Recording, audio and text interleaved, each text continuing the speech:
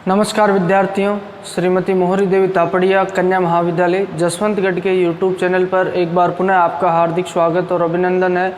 मैं प्रवक्ता चंद्र प्रकाश गुर्जर। आज की क्लास हमारी बीए तृतीय वर्ष के छात्रों हेतु इतिहास विषय की होगी। इतिहास विषय के दौरान बात की जाए तो निरंतर हम विश्व इतिहास को पढ़ेंगे। जैसा कि मैंने आपको कल बताया था कि अपने जो बीए फाइनल ईयर के तहत अगर बात की जाए वैकल्पिक विषय इतिहास के तहत दो पुस्तकें हमको पढ़नी होगी।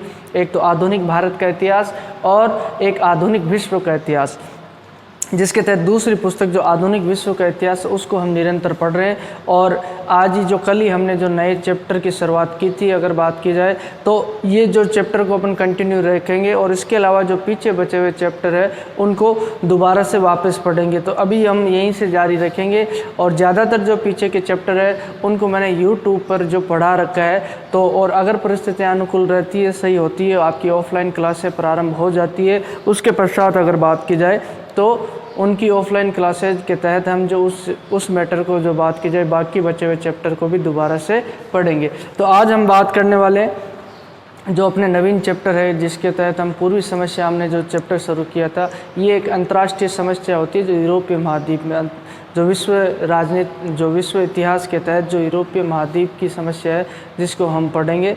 जिसके तहत हम देखते हैं कि जब यूरोपीय महाद्वीप में बात की जाए, यूरोपियन और एशियन महाद्वीप की बात की जाए तो तुर्की साम्राज्य, जो तुर्की का विशाल साम्राज्य होता है, जब उसका पतन हो जाता है तो उसके पश्चात जो समस्या खड़ी होती है और उसके पतन के पश्चात जो महत्वपूर्ण घटनाएं घटित होती है, क्रीमिया का युद्ध होता है, बाल्कन का युद्ध होता है और बर्लिन व्यवस्था, ये इस पूर्वी समस्या के तहत महत्वपूर्ण घटनाएँ होती है जिनको हम पढ़ेंगे।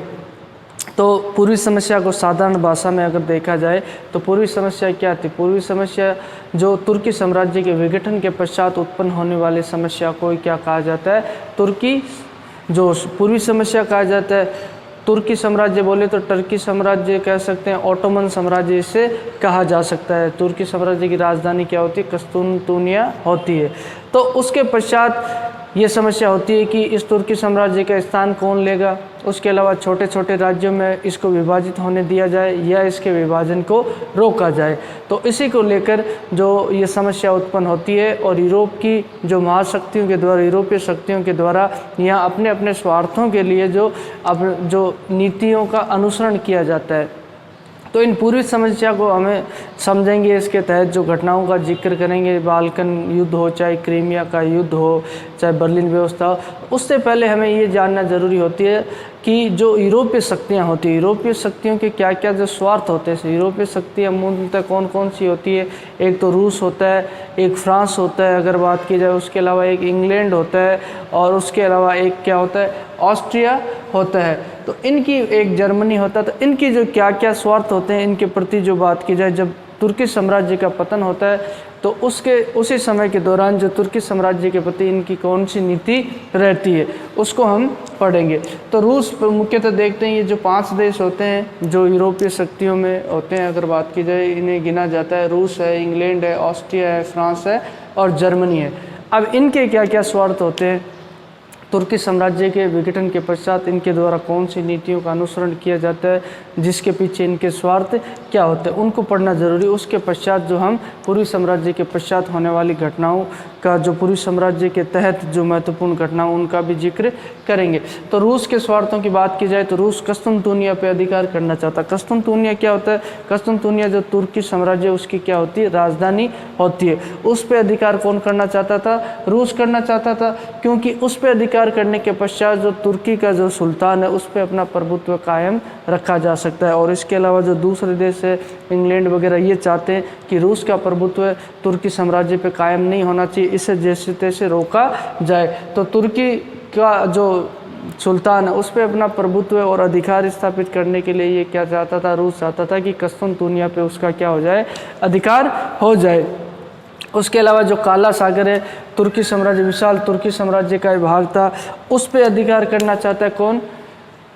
जो रूस अधिकार करना चाहता है, ताकि उसके व्यापार वाणिज्य को वृद्धि मिले, उसके अलावा जो उसकी जल शक्ति में क्या हो, वृद्धि हो जाए, और उसके अलावा जो उसका व्यापार वाणिज्य वो 12 महीने चालू रहे, व्यापार वाणिज्य के मार्ग खुले रहे, ताकि उसकी जल शक्ति भी बढ़ जाए। तो इसलिए ये काला सागर पे कौन अधिकार करना चाहता था? रूस अधिकार करना चाहता था। और इसके अलावा रूस है जो ग्रीक चर्च को मानने वाला होता है, ग्रीक यानी यूनान, ठीक है, यूनानी चर्च को मानने वाले होते हैं। तो ये चाहते हैं कि जो यूनानी चर्च के जो महत्वपूर्ण स्थान होते हैं, जो धार्मिक स्थल होते हैं, वो तुर्की साम्राज्य के अधीन होते हैं। हमने पिछली क्लास में बात की थी कि तुर्की का विशाल साम्राज्य होता है और कई जो यूरोपीय देशों पे, यूरोपीय क्षेत्रों पे उसका अधिकार होता है, और उन क्षेत्रों में रहने वाले लोग जो धर्म और जाति से जो तुर्की साम्राज्य से भिन्न होते हैं, इनके द्वारा जो ईसाई धर्म माना जाता है, और उसके अलावा जो तुर्की साम्राज्य वो इस्लाम धर्म पे आधारित होता है। तो उन क्षेत्रों पे जो क्या करना चाहता था, रूस अधिकार करके अपने साम्राज्य में मिलाना चाहता। तो ये ग्रीक चर्च के भी जो जितने भी धार्मिक स्थल है वो ज़्यादातर अधिकतर कहाँ पे थे? तुर्की साम्राज्य में। और उन जो स्थलों पर ये क्या करना चाहता था? अधिकार करना चाहता था, ठीक है। इसके अलावा जो बाल्कन प्रदेश की समस्या का हमने कल जिक्र किया था, इसके तहत बुल्गारिया है, रोमानिया है, सर्बिया, ये कई देश थे, ठीक है। और इन देशों पे पहले तुर्की का अधिकार था। अब जब तुर्की साम्राज्य का विघटन प्रारंभ हो जाता है, तो उन परिस्थितियों में यहाँ के रहने वाले लोग, यहाँ स्लावी जाति के लोग ज़्यादातर रहते थे, और धर्म जाति के आधार पे जो ये क्या है, रूस के लोगों से मिलते जुलते थे, क्योंकि वही धर्म इनके द्वारा अपनाया जाता है, और भाषा के आधार पे भी ये रूस के लोगों से मिलते जुलते थे। तो इस आधार पे जो रूस के द्वारा इस क्षेत्र पे अपना दावा किया जाता है, और इस क्षेत्र पे अधिकार करने का क्या किया जाता है? प्रयास किया जाता है। तो ये रूस के मुख्यतः स्वार्थ हमें देखने को मिलते हैं, और रूस के द्वारा जो इन स्वार्थों के आधार पर ही जो अपनी नीति बनाई जाती है। जब बात की जाए तो तुर्की का पतन होता है, तुर्की साम्राज्य का पतन होता है, तो इन जो अपने स्वार्थों के आधार पर ही जो नीति का अनुसरण उसके द्वारा किया जाता है। इसके विरुद्ध इंग्लैंड के स्वार्थों की बात करें तो इंग्लैंड इसके विरुद्ध में था। इंग्लैंड नहीं चाहता था कि रूस की शक्ति बढ़े, ठीक है, और तुर्की साम्राज्य में रूस का जो प्रभुत्व स्थापित हुए, क्योंकि ऐसा जो होने से इंग्लैंड को सीधी चुनौती मिल जाएगी। और यूरोपीय शक्तियों में बात की जाए तो रूस को रोकने का प्रयास सभी के द्वारा किया जाता है। फ्रांस, और हम देखेंगे क्रीमिया युद्ध के दौरान जो फ्रांस और इंग्लैंड के द्वारा जो किसकी सहायता की जाती है? तुर्की की सहायता की जाती है, टर्की की सहायता की जाती है। तो ये मूलतः ये चाहते थे कि रूस जो शक्ति के रूप में उभर कर सामने नहीं आए, ठीक है। तो इंग्लैंड ये चाहता था कि तुर्की साम्राज्य में जो रूस का प्रभुत्व स्थापित नहीं होना चाहिए, और रूस ये चाह रहा है कि कुस्तुनतुनिया पर उसका अधिकार हो जाए और सुल्तान पर उसका प्रभुत्व कायम हो जाए। क्योंकि ये जो तुर्की का क्षेत्र होता है, जिन क्षेत्रों पर तुर्की साम्राज्य पहले फैला तो वह रूस के पड़ोसी देश होते हैं, तो उन क्षेत्रों पर अधिकार करने का प्रयास किया जाता है। अब इंग्लैंड चाहता है तुर्की साम्राज्य पर रूस का प्रभुत्व न हो, ऐसा होने से उसका एशियाई साम्राज्य क्या आ जाएगा? खतरे में आ जाएगा इन परिस्थितियों में। तो अब नहीं, क्योंकि एशिया तुम देखोगे इंग्लैंड के तो जगह जगह उपनिवेश स्थापित किए गए हुए थे संपूर्ण भारत में। अगर तुम देखोगे किसी वक्त भारत भी जो इंग्लैंड का उपनिवेश रहे, संपूर्ण दुनिया में इनके द्वारा जो उपनिवेश स्थापित किए गए थे। तो इन परिस्थितियों में जो वहाँ उन उपनिवेशों पे किसका अधिकार नहीं हो? रूस का अधिकार नहीं हो। इसलिए ये इंग्लैंड चाहता था कि रूस की शक्ति में वृद्धि नहीं हो, और ये तुर्की साम्राज्य को यथावत बनाए हुए रखना चाहता था, और ताकि इससे क्या हो, रूस को रोका जाए। और रूस को रोकने का प्रयास इसके द्वारा किया जाता है, इंग्लैंड के द्वारा, क्योंकि इंग्लैंड के जो व्यापारिक हित है वो भी यहाँ टकराते हैं। अगर तुर्की साम्राज्य पे अधिकार रूस का हो जाए, जैसा कि हमने बात की थी कि जो काला सागर पे उसके द्वारा अधिकार करने का प्रयास किया जाता है, ताकि उसको व्यापारिक फ़ायदा मिल सके और उसके जो व्यापार वाणिज्य वो 12 महीने चालू रह सके।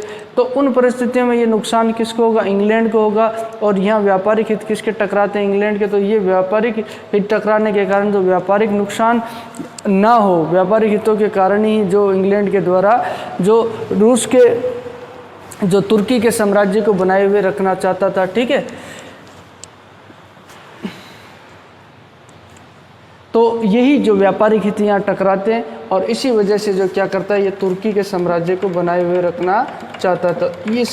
ये इनके मूलतः स्वार्थ होते हैं, और इनके आधार पे ही इनके द्वारा जो तुर्की साम्राज्य के पतन के पश्चात, विघटन के पश्चात अपनी नीतियाँ बनाई जाती है।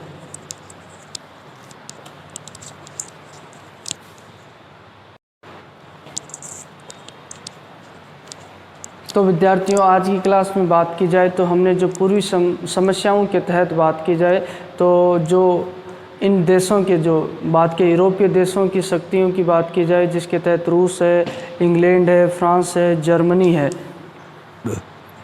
तो इनकी शक्तियों के स्वार्थों के बारे में आज हमने चर्चा की। जिसके तहत बात की जाए रूस और इंग्लैंड के स्वार्थों का हमने जिक्र किया है।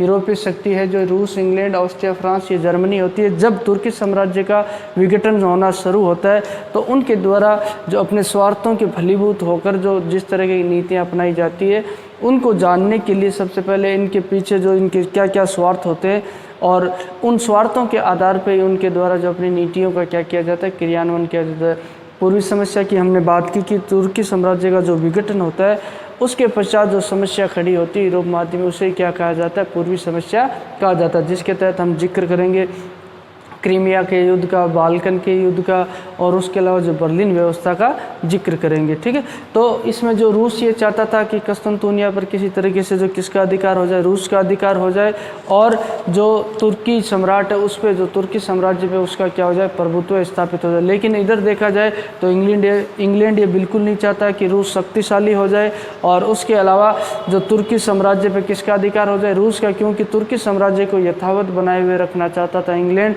क्योंकि ऐसा होने पे अगर तुर्की पे अधिकार किसका, रूस का हो जाता है, तो उनके जो बात की जाए एशियाई जो साम्राज्य है किसका, इंग्लैंड का, वो खतरे में आ सकता था। इसलिए जो इंग्लैंड है जो इसको बचाए हुए रखना चाहता है। और इसके अलावा जो बाल्कन प्रदेश में रहने वाले लोग होते हैं वो जाति, धर्म और भाषा के आधार से पे रूस के लोगों से समानता रखते हैं, तो इस आधार पे रूस के द्वारा उस क्षेत्र पर अधिकार करने का प्रयास किया जाता है। उसके अलावा जो ग्रीक चर्च के जो धार्मिक स्थल होते हैं वो तुर्की साम्राज्य के अधीन होते हैं, तो उन क्षेत्रों पे भी अधिकार करने का प्रयास किसके द्वारा किया जाता है, रूस के द्वारा किया जाता है। और इधर बात की जाए तो इसके द्वारा, इंग्लैंड के द्वारा रूस को रोकने का प्रयास किया जाता है ताकि उसको व्यापारिक नुकसान भी ना हो। उसके अलावा जो उसका एशियाई साम्राज्य वो भी बना रहे। तो बोलिए, यहाँ तक आपको कोई चीज़ समझ में नहीं आई हो, किसी तरह की समस्या हो, शंका हो, तो आप निसंकोच पूछ सकते हो। और जो आपके पास शैक्षणिक व्हाट्सएप ग्रुप प्लेटफॉर्म अवेलेबल है उसके माध्यम से भी आप अपनी बात मुझ तक पहुँचा सकते हो। और इतिहास विषय से संबंधित कोई भी आपकी जिज्ञासा, उत्सुकता हो, उसको भी आप साझा कर सकते हो। और मैं उम्मीद करता हूँ कि आपको बेहतर तरीके से समझ में आया होगा। और आज की क्लास के लिए बस इतना ही। सभी विद्यार्थियों का एक बार पुनः बहुत बहुत धन्यवाद।